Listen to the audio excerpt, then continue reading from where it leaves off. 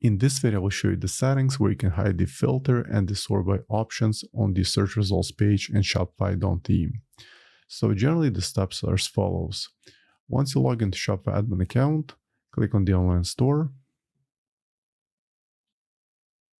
then locate Dawn theme, and then select customize. Once the editor loads at the very top, click on home page, and then select search. On the left under template, click on search results, and then on the right, look for search results settings, and then scroll a bit down until you find the filtering and sorting right here. In my case, filtering is enabled. Let's deactivate it. It should remove both the availability and price.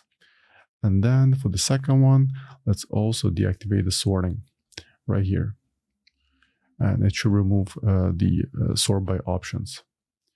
Now let's go back, let's save the changes.